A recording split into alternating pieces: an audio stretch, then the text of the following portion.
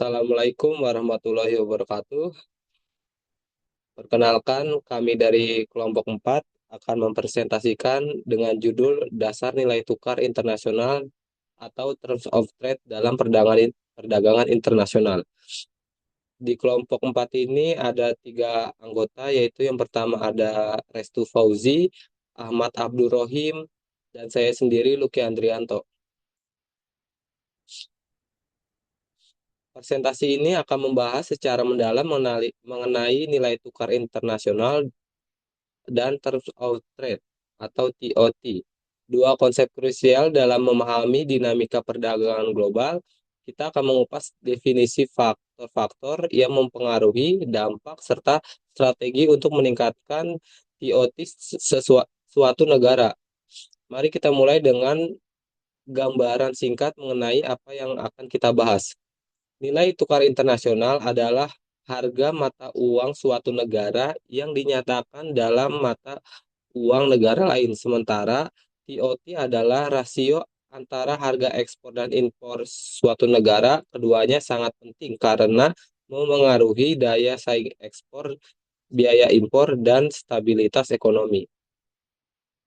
Faktor-faktor yang mempengaruhi nilai tukar. Yang pertama itu ada permintaan dan penawaran. Nilai tukar ditentukan oleh kekuatan permintaan dan penawaran di pasar valuta asing. Permintaan mata uang suatu negara meningkat jika ada kebutuhan untuk membeli barang dan jasa dari negara tersebut. Atau jika investor ingin berinvestasi di sana. Sebaliknya, penawaran mata uang meningkat jika warga negara atau perusahaan ingin membeli barang dan jasa dari luar negeri atau berinvestasi di negara lain. Yang kedua itu ada inflasi. Tingkat inflasi yang tinggi cenderung menyebabkan depresiasi mata uang. Ini karena daya beli mata uang tersebut menurun sehingga permintaan terhadap mata uang tersebut juga menurun. Negara dengan inflasi rendah biasanya mengalami apresiasi mata uang. Yang ketiga itu ada suku bunga. Tingkat suku bunga yang tinggi dapat menarik investasi asing yang pada gilirannya meningkatkan permintaan terhadap mata uang negara tersebut dan menyebabkan apresiasi. Namun, suku bunga yang terlalu tinggi juga dapat memperlambat pertumbuhan ekonomi. Selain faktor-faktor di atas, neraca pembayaran dan kebijakan pemerintah juga memainkan peran penting dalam mempengaruhi nilai tukar. Surplus neraca pembayaran cenderung meningkatkan nilai tukar, sementara defisit Defisit dapat menurunkannya. Intervensi bank sentral, kontrol modal, dan kebijakan fiskal juga dapat mengaruhi nilai tukar.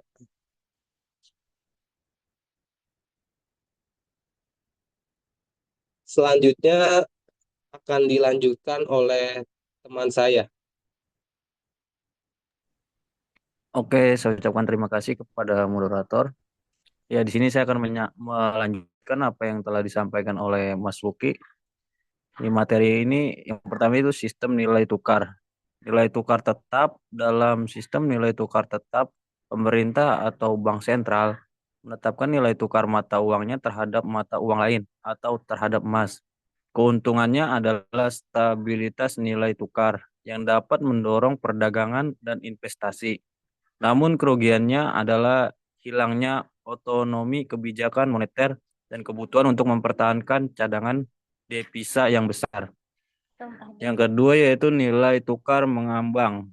Dalam Islam, dalam sistem nilai tukar mengambang, nilai tukar ditentukan oleh kekuatan pasar.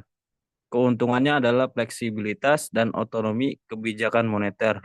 Kerugiannya adalah volatilitas nilai tukar yang dapat menciptakan ketidakpastian bagi pelaku ekonomi. Yang ketiga yaitu nilai tukar mengambang terkendali. Dalam sistem nilai tukar mengambang terkendali melakukan investasi dan pasar valuta asing untuk memengaruhi nilai tukar. Tujuannya adalah untuk menstabilkan nilai tukar dan mencegah fluktuasi yang berlebihan. Contohnya Singapura adalah salah satu negara yang menerapkan sistem ini.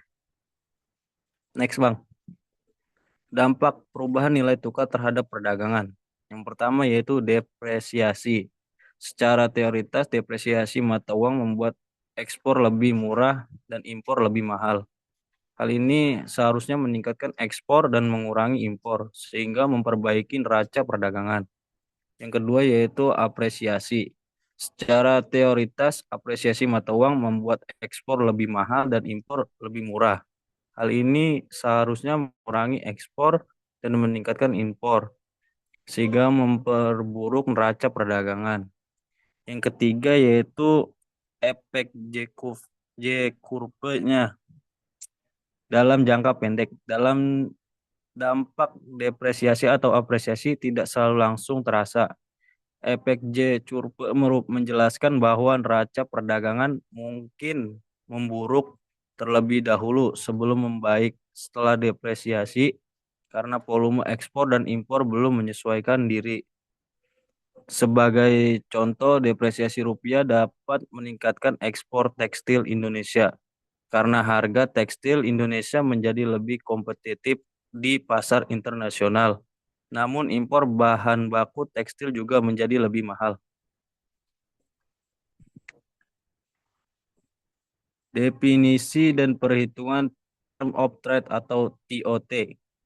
Rumus TOT term of trade dihitung dengan rumus indeks harga ekspor, harga impor dikali 100.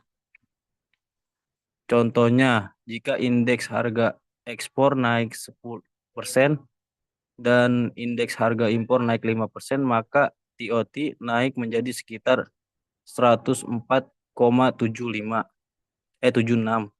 Ini berarti bahwa negara tersebut dapat membeli lebih banyak barang impor dengan jumlah ekspor yang sama.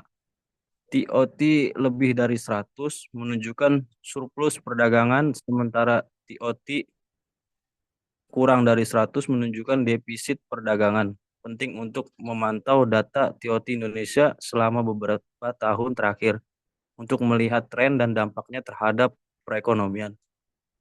Mungkin itu saja dari saya. Untuk selanjutnya tentang faktor-faktor yang mempengaruhi trend of trade, yaitu ada harga komoditas. Perubahan harga komoditas seperti minyak dan batu bara memiliki dampak signifikan terhadap TOT Indonesia. Sebagai negara pengekspor komoditas, kenaikan harga komoditas akan meningkat TUT. Teknologi ada dua. Yang kedua itu teknologi. Perubahan teknologi dapat mempengaruhi daya saing ekspor dan TOT. Inovasi dapat meningkatkan produktivitas dan kualitas barang ekspor, sehingga meningkatkan harga ekspor. Yang ketiga ada permintaan global. Perubahan permintaan global seperti resesi atau pertumbuhan ekonomi juga mempengaruhi TOT. Resesi global dapat menurunkan permintaan terhadap barang ekspor, sementara pertumbuhan ekonomi dapat meningkatkannya. Kebijakan perdagangan seperti tarif dan kuota juga dapat mempengaruhi TOT. Tarif dapat meningkatkan harga barang impor, sementara kuota dapat membatasi volume impor. Next. Untuk implikasi term of trade yang menguntungkan, yaitu ada pendapatan nasional. TOT yang menguntungkan meningkatkan pendapatan nasional karena negara dapat membeli lebih banyak barang impor yang jumlah ekspor yang sama. Yang kedua ada standar hidup. Konsumen memiliki akses yang lebih banyak barang dan jasa impor dengan harga yang lebih terjangkau, sehingga meningkatkan standar hidup. Yang ketiga ada investasi. TOT yang menguntungkan dapat menarik investasi asing, seperti negara menjadi lebih menarik bagi investor. Australia sebagai pengekspor sumber daya alam menikmati TOT yang menguntungkan karena harga komoditas yang tinggi. Next. Kasih term of trade yang tidak menguntungkan yaitu pendapatan nasional mempengaruhi negara pengekspor lebih banyak untuk membeli jumlah impor yang sama, sehingga menurunkan pendapatan nasional. Terus standar hidupnya, konsumen harus membayar lebih mahal untuk barang dan jasa impor, sehingga menurunkan standar hidup. Lalu ada utang luar negeri, defisit perdagangan dapat menyebabkan peningkatan utang luar negeri. Beberapa negara seperti Afrika mengalami TOT yang sangat menguntungkan karena ketergantungan pada impor. Yang tidak menguntungkan karena ketergantungan pada impor dan harga komoditas yang rendah. Next, strateginya itu ada meningkatkan term of trade, yaitu yang pertama diversifikasi ekspor, mengurangi ketergantungan pada komoditas tunggal. Nilai tambah ekspor yaitu mengelola bahan mentah menjadi bahan jadi.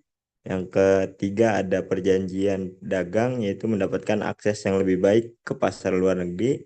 Dan yang keempat ada investasi, yaitu meningkatkan daya saing ekspor dengan pendidikan dan teknologi. Untuk pelannya, nilai tukar dan TOT adalah konsep penting dalam perdagangan internasional. Keduanya saling mempengaruhi dan dampak signifikan terhadap perekonomian suatu negara.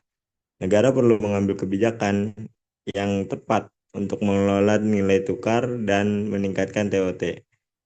Diversifikasi ekspor, meningkatkan nilai tambah ekspor, negosiasi pertambahan perdagangan, dan investasi pendidikan dan teknologi adalah beberapa strategi yang dapat dilakukan.